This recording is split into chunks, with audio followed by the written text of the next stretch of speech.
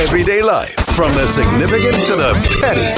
Time now for Christy Gustafson Barletti on 107.7 GNA. The Golden Goose, the content queen, Gusta Rhymes, and...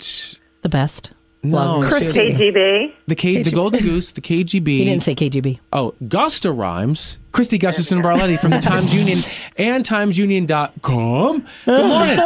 How are you, Christy? Good morning. Good morning. I'm well. I like that she did that too. So you did a poll, and I thought this was kind of interesting. And listen, it's no strange thing to have musicians, artists, entertainers speak on a political platform. Sure. And a lot of times they use their fame so that they can speak out. Mm-hmm. But there has been some different things happening in the country music world where some country artists have said some things that haven't been aligned with the traditional conventional way of thinking. And I think that you sort of took that and turned it into a poll. Yeah. Earlier this month, I know the country duo brothers Osborne, they took some heat because they shot back at President Trump's alleged, I'm probably not allowed to say the word on air, but the comment that he made that we were all talking about when he was talking about Haitians and things like that. When he was saying, he used S-hole, yes. The S-hole comment. Okay, I didn't know. I didn't know it's okay. It was appropriate to not get beeped out. So, good. They came back and said, "Come on, no, we're from a trailer park. We started with nothing. It's called Prospect. It's called a start." So they got mad. Then also Tyler Hubbard got attacked by fans because he said the U.S. was in a scary state. And there were other artists, too, and they're kind of coming out, and like you said, where conventionally they've kind of either kept their politics to themselves or their politics is assumed, or it was in line with the listener, and it's not always anymore. And people are so impassioned that they get angry, and sometimes they even say they're going to boycott the artist or stop listening to them or attack them on Twitter. Yeah, and we saw that a lot with Tyler Hubbard. And by the way, he took down a tweet or an Instagram picture, whatever it was, and this was right after his little baby was born. Yeah, his little baby girl. And he was referring to the state of the country when she gets a little bit older. The brothers Osborne, they remarked about President Trump's S-hole comment, saying that, listen, some people will say we came from an S-hole, but we called it a start. And what people were really quick to do was just say that, you're not country. Yeah. Oh my gosh, they go hard. Yeah. You're not for this country. So not even about the format. Like it was about you're questioning whether or not you're an American. Patriotic. Right, you're un-American. And then they went even further and they said, listen, this is like career suicide. Like people are going to hate you now. And they also assume that they don't support the military too. That's a lot that comes out of there. That's the thing. They make one statement, and then people take that one statement to mean a whole host of things. Yes. Assume that you say one thing, and it means a whole lot of other things. Where it may just mean you didn't agree with or approve of that one particular comment or this one particular thing. Yeah. So when you did the poll on your blog at TimesUnion.com, what were the three options that people had to choose from when it comes to like their politics and their music mixing? Right. So we asked readers and listeners how they feel when an artist expresses his or her politics publicly. And the three choices were, I'm fine with your opinion. Please just don't do it at a show. All right, you talk so fast. I just want to make sure that I get this. For me, you're faster than me. It's not about the listeners. They get it. I'm the dumb. I'm fine with your opinion. Just don't do it at a show. Okay. Or keep quiet and just sing.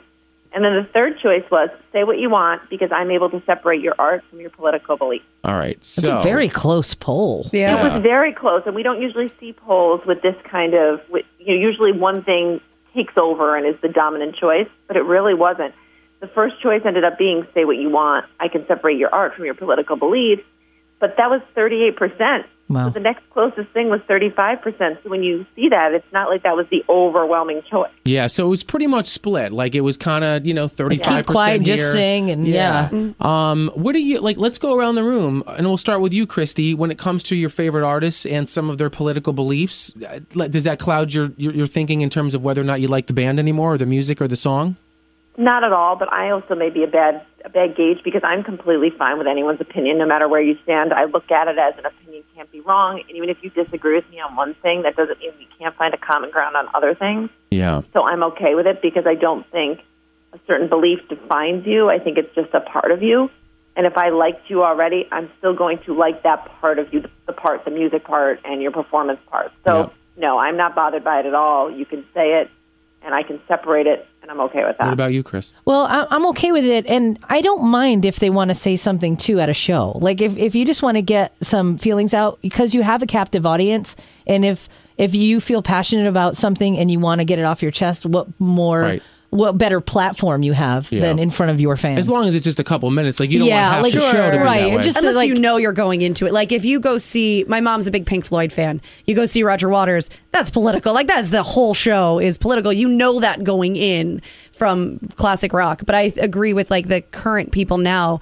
I think it's completely unfair because they're people, they have opinions, and to tell them they can't talk just because of their profession. Well, you can make an argument though that if I bought a ticket to your show, I bought a ticket to hear you play music. I didn't buy a ticket to hear you be political. Right, but I'm okay. It's like if like they just want to get something off their chest, you know, I'm fine with that. Because it's their platform. Like, when else are they going to do it? Right. That's they have the opportunity to talk about something they're passionate about, but that's not what I buy a ticket for.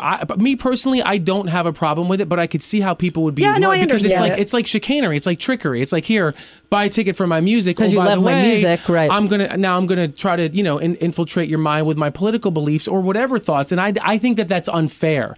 Like if you follow somebody on Twitter.